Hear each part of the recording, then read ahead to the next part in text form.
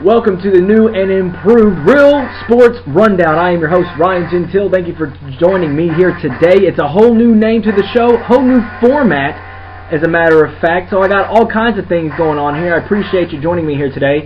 Got lots to talk about. The Lakers back in the NBA Finals. The Texas Rangers are pretty much on a tear right now. The Cubs in a skid, along with my Houston Astros. An umpire gets ejected from a game. That's right, you heard it from me here first.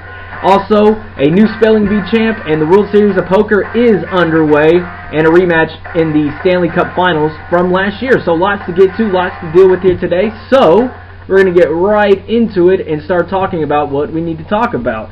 Well, first things first is the Los Angeles Lakers get back into the NBA Finals for the second consecutive year. And one thing that I did notice was the fact that Kobe Bryant actually finally looked like a teammate to a lot of his players. He was, talking to them. He wasn't yelling at them. He wasn't pouting. It didn't look like. He was doing all kinds of things that made him look like the player that he should be.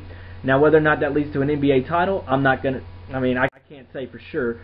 However, though, the Lakers, if you think about it, so far their toughest test in the NBA playoffs has been the Houston Rockets. They blew by the Jazz pretty simply. The Rockets took them to 7 games. Everybody thought Denver was going to win, myself included. I really did think Denver had the better chance. However, the Lakers, they actually stepped it up. I think them playing the Rockets got their heads in the game a lot more and making them not believe that they were the best team out there and they were just going to be handed this NBA championship. Now, who they face in the Eastern Finals, that's a whole new story. It's either going to be Orlando or Cleveland. And right now, the NBA is pulling for a LeBron versus Kobe matchup. I'm not going to lie, I would like to see that too.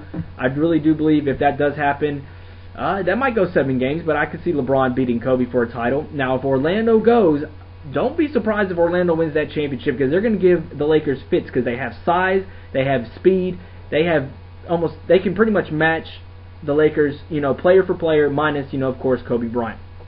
So we'll have to wait and see about how that goes. Now, moving on, the Chicago Cubs have hit a bit of a skid here as of late. Looking at these notes, they've lost 8. They lost 8 straight games. Now, since that time, they have won 3 of their last 4, and right now they're only 3.5 back in the National League Central, which you have to think is pretty good there. That's not that tough of a division, I guess you could say. But, you have the Cardinals that are playing well, so is Milwaukee. Cincinnati's been staying pretty consistent here. So if the Cubs are going to want to actually win this division, which I don't believe they still are, I still have St. Louis as my pick, they're going to have to step things up here as of late. And if you missed what happened with Carlos Zambrano, his last starting appearance, he got suspended 6 games for this.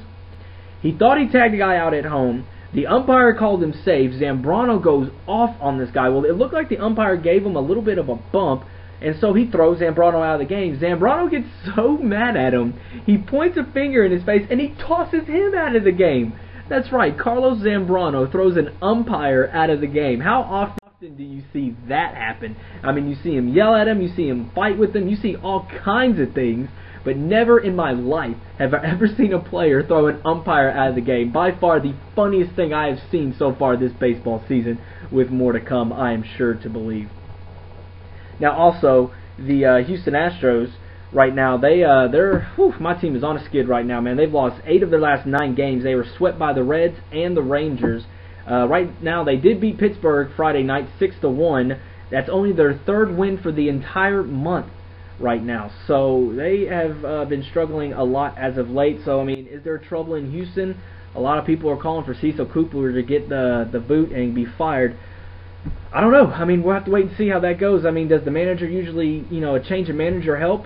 I can't say it doesn't because Jimmy Williams got fired back in the middle of 2004. Phil Garner came in and took him all the way to 7 games in the National League Championship Series and then took him to a World Series in 2005. So is a new manager in need? Possibly so, but right now this team they're not getting it together. They don't look the same, so hopefully that will change sooner than later and that thing will be settled and underway. Now, speaking of, with Texas teams in baseball, the Texas Rangers, I got to give props to you guys because right now Nolan Ryan has helped y'all out tremendously in the pitching department. Because anytime you think Texas, you don't think pitching. You think, yeah, they always got the hitters, but their bullpen is terrible. The starting pitching, terrible. But right now, Nolan Ryan has helped that team turn things around right now. The Rangers are top 10 in ERA, opponent's batting average, and saves. and they're also top 10 in hitting categories of average, runs scored, on-base percentage, slugging percentage, and steals. So the Rangers they're getting done. They got a 4.5 lead right now on the Los Angeles Angels. I mean, I have the Angels winning that division, but if the Rangers keep playing like this, look for them to go to the playoffs, man. They look like a good team. They swept the Astros. I got a chance to watch that series, and they looked really, really good. I mean, not like we were playing well anyways, but, the Rangers looking good. And a player that I got to point out is Andrew Jones. I mean, the kid, last year in Los Angeles, he played in 75 games, batted .158, only had 3 home runs and 14 RBIs in 75 games. Goes to Texas, gets like a minor league deal, and now he's not a starter. He's like a utility player, but man, he is hitting .303, already has 5 home runs and 14 RBIs. He's pretty much surpassed his home run total of last year and has already tied his RBI mark from last year as well. So if Andrew Jones can be the player, he's not going to be the player he used to be. He's been in the league since he was 21 years old. I think he's 33 now. You can't expect him to drop 50 home runs, 40 home runs like he used to. He's not that guy anymore. That's what happens when you've been in the league for a very long time. But, if he can give him about 20 home runs, maybe close to 100, maybe 80 RBIs, maybe even 100, he could possibly do it. Look for the Rangers, like I said, to be a threat in the playoffs this year. But, again, we're just at the end of May, so, there's a lot of baseball to be played. But right now, the Rangers, thumbs up to you guys, man. Y'all looking really, really well. Also, sticking with baseball here, the Indians came back from they scored 7 runs in the bottom of the 9th inning to come back and defeat, I believe, is the Tampa Bay Devil Rays. Cleveland's been struggling as of late as well. You have a Cy Young winner in Cliff Lee, and right now the Indians are struggling. But that was just a good win in my opinion. So just a quick little note there that that was 7 runs in the bottom of the 9th. How often do you see that happen, right?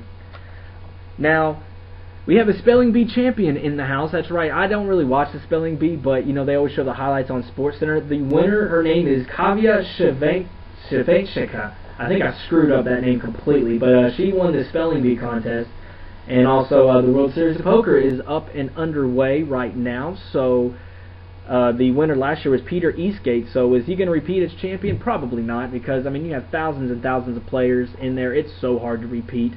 But, as a poker lover myself, I can't wait to start watching these on TV and start getting into the swing of the poker season once again. And then, of course, on a final note, we have the rematch of the Stanley Cup Finals of last year, the Detroit Red Wings versus the Pittsburgh Penguins. The Penguins took the Red Wings to 6 games last year, and everybody said they were young and inexperienced. But this year, hey, they got that year under their belt. They faced this exact same team last year. So how are they going to do? How are they going to respond? Not a huge hockey lover, but when it comes to playoffs, man, hockey playoffs, I think, are one of the best out there in the major professional sports. So keep an eye on that. I think the Penguins might win this, maybe in 7 games, maybe Penguins in 7. That's what I'm going to go ahead and say, even though I don't know that much about hockey. And also, on a note with the Los Angeles Lakers, a couple of tidbits for them advancing to the NBA Finals. They beat Denver 4-2 in their series. This is the 2nd straight year that the Lakers have gone. It's the 30th time overall, most in NBA history.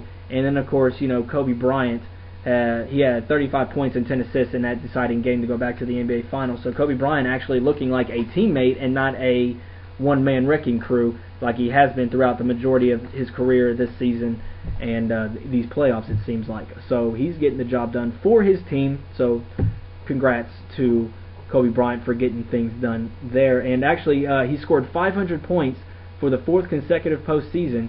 And there's only one other player who scored more than 500 points, in consecutive postseasons, and that's right, you guessed it, number 23, Michael Jordan is the only other guy with 8. So Kobe Bryant's some elite company. So that's the brand new show. It's the Real Sports Rundown, and it'll be every week with me, Ryan Gentile. Thank you for tuning in. Had a great time. Everybody have a good one. We'll see you next week.